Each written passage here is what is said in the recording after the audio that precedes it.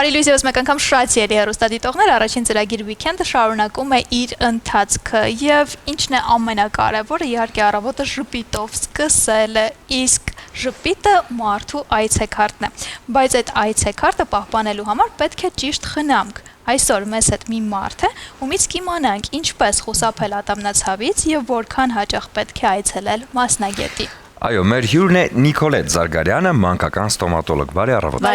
Ոնց եք։ Լավ, շնորհակալ եմ, դուք ինչպես եք։ Մենք շատ լավ ենք,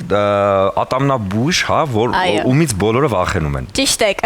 Ինչի է այդպես։ Ոնց կոտրենք այդ կարծրատիպը։ Կարող եմ ասեմ, սկզբի վախը գալիս է, երբ որ երեխաները առաջի այցն են ունենում բժշկի մոտ։ Այդ պահից սկսած երեխաների մոտ սկսում է ցավել։ Սպիտակ խալաթից են վախենում։ Կարող եմ ասել, հա, կամ ձայներից, կամ դիմացից։ Հա, արդեն ուրիշ գույնի ենք հագնում, որ երեխաները արդեն չվախենան մեզանից։ Ընդունեմ որպես բարի, լավ մարդիկ, որովհետև ես միշտ ասում եմ, հա, պետք չէ վախենալ ատամնաբույժներից, պետք է վստահել ուղղակի նրանց, որովհետև եթե չուզենաս, չի ցավելու։ Այո։ Տենց է, այո։ Շատ լավ, եկեք մի քիչ սկսենք մանուկ հասակից, հա։ Շատ հետաքրքիր անուն ունեք։ Շնորհակալ եմ։ Ծագում ունի, ով է դրել անունը։ Իմ անունը ֆրանսիական անուն է։ Ես ծնվել եմ Պարսկաստանում, իսկ երբ որ 18 տարեկան էի, արդեն որոշեցի, որ գամ Հայաստան եւ ստեղ սկսեմ ուսումս անել։ Եվ դարձա մանկական ատամնաբույժ, որովհետև շատ էի սիրում կապը երեխաների եւ իմ մեջ սա շատ ազդեցություն դրեց իմ մանկական ատամնաբույժը ու որոշեցի, որ ես էլ երեխաների մոտ նույն ձև ազդեցություն դնեմ, որ ինքնադրեմ, որ երեխաները չվախենան։ Իսկ դուք չեք վախենում փոքր ժամանակ, երբ որ գնում եք ատամնաբույժը։ Սկիզբ, հա, առաջի պահերը, հա, բայց հետո որ մի քիչ գնում, այո։ Հետո արդեն, հա։ Շատ լավ, եկեք հասկանանք, որ տարիքից երեխաներին ճիշտ է, որպեսզի արդեն ներկայացնեն ատամնաբույժին։ Այդ շատ լավ հարց է, որովհետև շատ ծնողներ չեն, որ գիտեն այդ երբ պետք է տանել երեխաներին ատամնաբույժի մոտ։ Կարող եմ ասել, երբ որ արդեն սկսում են ատամները ծկտել, շատ լավ կլինի, որ ծնողները իրանց երեխաներին տանեն ատամնաբույժի մոտ եւ չսպասեն, որ երեխաների մոտ ցավը սկսի, որովհետեւ ցավը շատ լավ նշան չէ, արդեն բարդացել է։ Դրա համար ես խորհուրդ կտամ բոլոր ծնողներին, որ տանեն իրենց երեխաներին հենց սկզբի ատամը որ ծկտում է, տանեն ճիշտ ատամնաբույժի մոտ, որ այդ ատամնաբույժը շատ սիրալի լինի, որտեվ տենց որ դուք ասեցիք, հենց տենց է սկսում վախերը, եթե ատամնաբույժի մոտ են գնում, որ սիրալի չի, արդեն երեխայի մոտ այդ վախերը սկսում են, ու էլ չի լինում ուրիշ ատամնաբույժ փոխել այդ ցավերը, այդ իր զգացողությունը մի քիչ դժվարանում է, բարդանում է։ Եվ մենք այսօր ժամանակակից աշխարհում տեսնում ենք բազմաթիվ հոլովակներ, որտեղ մանկաբույժները, մանկական ատամնաբույժները շատ հետաքրքիր մոտեցում են ցույց տալիս եւ երեխաներին զբաղացնում են տարբեր տեսակի խաղալիքներով, չգիտեմ, հետաքրքիր մոտեցում են, այո, ցուցաբերում, որպեսզի երեխաները ավելի քիչ վախենան։ Հիմա օգնում են։ Այո, դուք ինչ մոտեցումներ եք օգտագործում եւ հետաքրքիր է ձեզ մոտ ատամնաբուժանը եւս մանկական սենյակ է հիշեցնում։ Առաջի պահը որ երեխան մտնում է կլինիկան, ես աշխատում եմ, որ ինքս մոտենամ իրան, իր ձեռքը բռնելով, տանեմ կլինիկան, նստացնեմ կրեսլոյի վրա, աթոռի վրա, որ հետո սկսել իր հետ խոսել։ Ատամների վրա ցույց տամ ինչպես խոզանակել, տարբեր այդ գործիքների հետ, որտեվ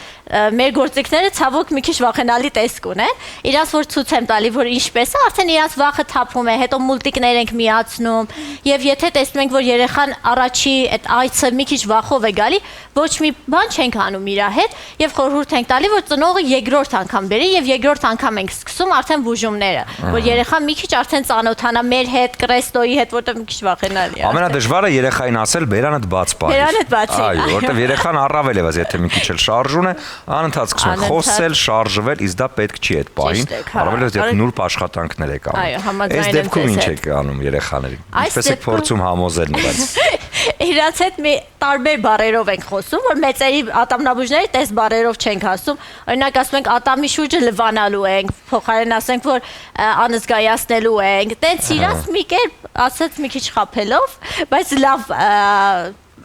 մտքով ենք անում նրանք, որ երեխաների սենց չվախենա եւ հանգիստ վստահեն մեզ։ Գենետիկ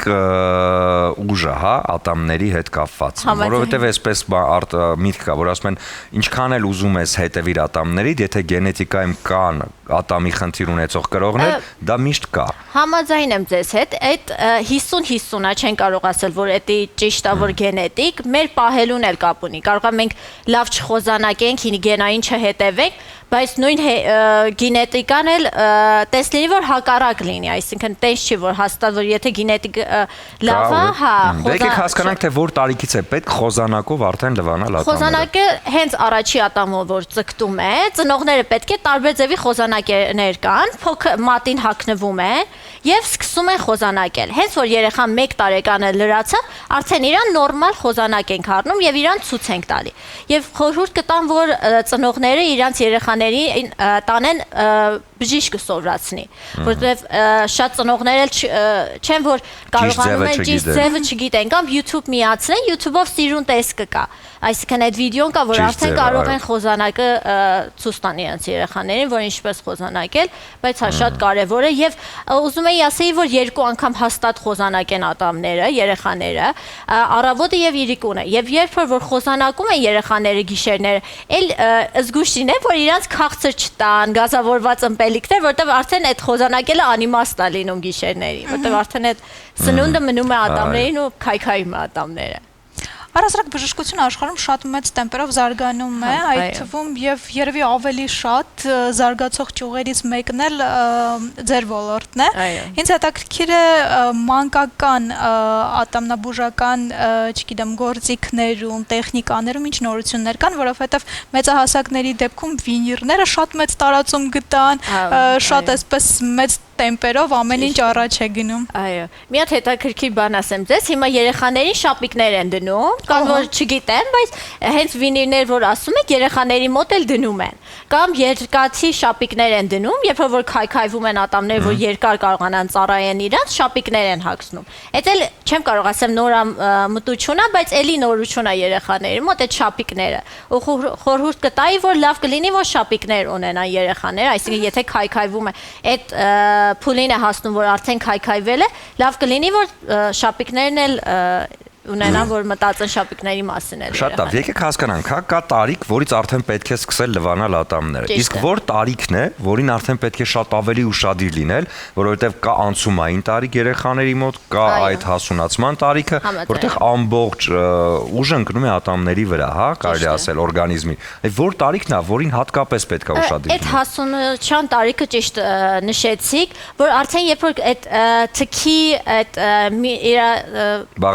դրությունները, որ արդեն սկսում են փոխվել, կարող ենք նկատել այդ 10-ից մինչև 15 տարեկան, որ ատամնաքարեր ունեն, սև ատամնաքարեր կամ հենց քարերի տեսքով, որ հաստատ պետք է մաքրվի, որտեղ լնդերի բորբոքում է լինում, հատուկ լնդային բորբոքում կա երիտասարդների մոտ, այսինքն այդ 10-ից 15 տարեկան այդ երեխաների մոտ այդ լնդի բորբոքումն է լինում, ու այդ շրջանում շատ կարևոր է հաստատ։ Ավելի շատ է, իսկ կապ ունի աղջիկների կամ տղաների։ Չէ, նույնն է, չի տարբերում, որ աղջիկ են թե տղա։ Չի տա։ Այո։ Եվ ամենաշատը երեխաների մոտ հանդիպում է քաղցրից սևացած ատամները։ Քաղցրից, այո, եւ հատկապես երբ որ շշիկով կաթ են խմում կամ կրծքի կաթից էլ կարող ենք ասել, որովհետեւ շատ քաղցր է պարունակում եւ գիշերները այդ շշով են քնում, կարող ենք, չգիտեմ ձեզ հանդիպել է թե չէ, որ երեխաների դիմացի ատամները սև է եւ քայքայված։ Դա շատ այո, շատ մայրիկներ որ մոտենում են մեզ, ասում են, որ ինչի է քայքայվել 2 տարեկան փոքր երեխա, ու ասում եք այդ կաթից է որ եղել է, որտեղ իրանք էլ չգիտեն։ Այդ լավ ինֆորմացիա բոլոր ձեր հանդիսատեսներին, որ այդ հենց կաթից է լինում, որ քաղցր է պարունակում շուտ եւ քայքայվում է։ Դրա համար լավ կլինի, որ մի քիչ զգուշանան կամ շուտ կաթը ավելի էլ տենց կաթեր չտան իրանց, որ շատ քաղցր է պարունակում։ Շատ լավ, իսկ ինչ խորհուրդ կտաք այն դեպքում, որ հիգիենան հետևել ատամներին, հա, այսինքն սոդայով ողողումներ, աղով ողողումներ, բարբերաբար, ամսական 1 անգամ, 2 անգամ, ինչպես սա իրականացնել, որ նախ չվնասել, երկրորդը նաև հետևել։ Այո, առաջինը խոզանակելն է կարևոր, իսկ հետո ողողումները չեն կարող մեկը անել, մեկը չանել։ Պետք է լավ լավ sense medium չափի խոզանակը լինի, ատամնի մածուկն է նույնպես։ Փոքրիկ դիտարկում, շատ անգամ խոզանակը չոր են վերցնում, որ լավ, բայց դա ճիշտ չի, այո, ատամները քայքայում է, ավելի հակառակ ազդեցություն է դնում։ Փափուկ այդ միջին չափսի կոշտությամբ լինի եւ մածուկն էլ։ Եվ լավ խոզանակել, իսկ հետո կարող են ճիշտ եք սոդայով կամ աղաջուրով ողողումներ անեն, աղաջուրը ավելի շատ օգնում է լնդերին, երբ որ բորբոքումներ է լինում, ավելի թեթևացնում է, հանգստացնում է այդ ցավը, բայց թելեր էլ չմոռանան, թելեր էլ օգտագործել, որովհետև դե էլ շատ բան, իսկ հիմա իրիգատորներ էլ կան, չգիտեմ ձեզ հանդիպել է թե չէ, այդ ջրով որ գալիս է, այդ էլ շատ է օգնում, որ հատկապես հիմա մեծերի մոտ էլ, երբ որ շապիկներ են ունենում կամ իմպլանտներ, շատ է իրանց օգնում, որ այդ արանքները արդեն սնունդ չմտնի, այո, մաքրվի։ Եվ երեխաների համար ամենապատասխանատու տարիքը ու process-ը ատամների առումով նաև փոխելու շրջանն է, որը շատ բարդություններով է երբեմն ուղեկցվում։ Հետաքրքիր է այս մասով ինչ խորհուրդներ կտաք, որովհետև շատ ծնողներ քաշում են ատամը, թողնում են ինքն իրան, որ տարբերակն է ամենաճիշտը եւ ինչպես ամենահեշտ տարբերակով դուրս գան այդ process-ից։ Նախքան ասնել այս հարցին, ասեմ, որ ծնողները չի պիտի սխալվեն, որ ասեն ատամները փոխվում են։ Չէ, ատամները պետք են երեխաների համար, թե արմատ ունեն, թե ներվ ունեն, որովհետև շատերը կան, որ չգիտեն, որ այդ փոխվող մանկական ատամները արմատ ունեն, բայց հա ունեն եւ շատ կարեւոր են ու չի պիտի շուտ հեռացվեն, ինչի որովհետև կարող են ատամի սաղմը, մշտական ատամի սաղմը վնասել, կամ կարող են մշտական ատամները թեքվում են, փակում են այդ տարածքը, որ պետք է մշտականը գա ու չի կարող մշտականը գա։ Դրա համար բրակետներ են հիմա երեխաները ավելի շատ բրակետներ ունեն, քան օրինակ մի 20 տարի առաջ, որտեվ շուտ են հեռացում, որտեվ չեն հետևում իրանց հիգիենային։ Եվ այդ որ ասեցիք, որ հա տանը հեռացնեն կամ գա մեր մոտ, երբ որ տեսնում են թարախային process է եւ շատ է ցավում, արդեն պետք է գա մեր մոտ։ Եթե տեսնում են թույլ, արդեն շարժվում է, ես խորհուրդ եմ տալի, եթե երեխան էլ վախենում է սրսկումից, հեռացումից, տանը գազար կծեն կամ խնձոր կծեն եւ ընկնի։ Եթե մինչեւ 1 շաբաթ այդ այդ տեխնիկան իրանց չի օգնում, արդեն մոտենա մեզ։ Մենք իրանց համար անցավ կհեռացնենք արդեն ատամները։ Շատ լավ, եկեք նաև պարզենք ատամի մածուկների կարևոր դերը, հա։ Ճիշտ է երեխաներին տալ հենց ամենասկզբից այդ մածուկը, որպեսզի երեխան օգտագործի, որ տարիքից է կարելի, որ տարիքից չի կարելի։ Իսկ մանկական մածուկներ մեծերի համար։ Հա, տարբերությունը մանկական ու մեծերին է դա, որ իր համերն է, օրինակ մանկականը ելակի համով է, ես շատ եմ սիրում։ Այդքան տարբերություն չկա, հա, երեխաներին է դա, բայց կա շատ փոքր երեխաներ հենց այդ մեծերի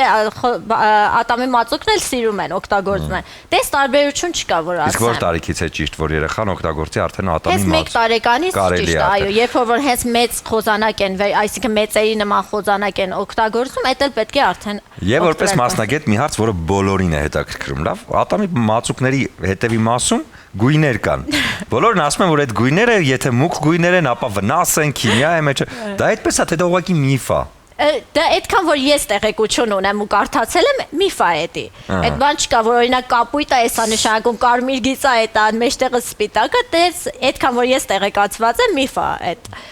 հատուկ բանը։ Բարձեցինք այս հարցը կարևոր։ Ես կարծում եմ գույները երեխաների ուշադրությունը գրավելու եւ իրանց համար խաղային դարձնելու համար մեծերի պաստաների վրա հետևն էլ այդպես գրում բաներ։ Եվ ինչ խորհուրդ կտաք բոլոր ծնողներին, ինչպես կազմակերպել այդ հետևողականությունը։ Խորհուրդը որ կտայի ծնողներին դա որ հենց որ ատամը ձգտում է մոտենան մեզ, ընտրեն իր շատ սիրալիր ատամնաբույժ, որ երեխային չվախեցնի, այդ ցավը այդ վախն ու ցավը չառաջացնի եւ հետևեն ատամներին ու խոզանակել, որովհետեւ մենք մի հատ շրջանակ ունենք, որ եթե իմ Instagram-ի էջը հետևեն, ասեմ իմ Instagram-ը, Dr. Nicolette Գծիկ Զարգարյան, եթե իրանք մտնեն, ես մեր կլինիկայի էջը այնտեղ դրած է, ինչ են անում, կարող են ծնողները մտնել այդ մեր կլինիկայի էջը, գրանցվում են, այսինքն մանկապարտեզները եւ դպրոցները գրանցվում են, մենք գնում ենք իրանց դպրոցներն ու մանկապարտեզները, այնտեղ արդեն վիդեոներով ցույց ենք տալի, երեխաների հետ խոսում ենք, ինչպես պետք է խոզանակեն, ատամներ ենք տանում եւ հետո ստուգում ենք ատամները, որովհետեւ ցավոք մայրիկները չգիտեն, որ սևացած ատամներ կա կամ փչացող։ Ու իրանց ասում ենք, այդ որ ցավացողա ինչ է եւ իրանց գրում ենք եւ տալիս ենք։ Այդ շատ բան, որ իրանք անընդհատ գնան բժշկի կամ Այո։ Պրոֆիլակտիկայի համար տարվա մեջ քանի անգամ է պետք։ Ուզում հարցնել։ 6 ամիս մեկ հաստատ հատկապես երեխաների մոտ 6 ամիս մեկ, որովհետև շատ արագ է զարգանում իրանց մոտ process-ը, քան մեծերի մոտ։ Իսկ ատամների մաքրումը, որը մենք անում ենք 3-ից 6 ամիսը մեկ, երեխաներին եւս պետք է։ Կապ ունի, որ իրանց թքի պարունակությանը, տես որ նշեցի 10-ից 15 տարեկանում արդեն 6 ամիսում կարող է մոտենալ, բայց փոքր տարիքում, որ արդեն քարեր չկա, մենակ շոտկայով մաքրելը, պաստայով որ գնան, արդեն բավական է։ Այո։ Շատ լավ, ես ուզում եմ ձեզ նվիրել գինին, զանգուն, որը ներկայացնում է Վեդիալկոն, ռեզերվը, որը կարծում եմ շատ հաճելի առիթ կլինի շաբաթ կիրակին ընտանիքի հետ անցկացնելով, բացել եւ որոշակի պահեր նաեւ ֆիքսել։ Սա ձեզ շնորհակալություն։ Եվ շատ շնորհակալ ենք, որ այս առավոտ կարողացաք մեզ հետ կիսվել այս կարևոր ինֆորմացիա, որ կարծում եմ շատ պետք է նաեւ մայրիկներին, որ երեխաներին հետեւողական լինելու համար։ Շնորհակալ եմ հրավերի համար։ Շնորհակալ ենք ձեզ։ Շնորհակալ։ Դե Կարճատև դադար, բայց հետո վերադառնանք եւ շարունակենք։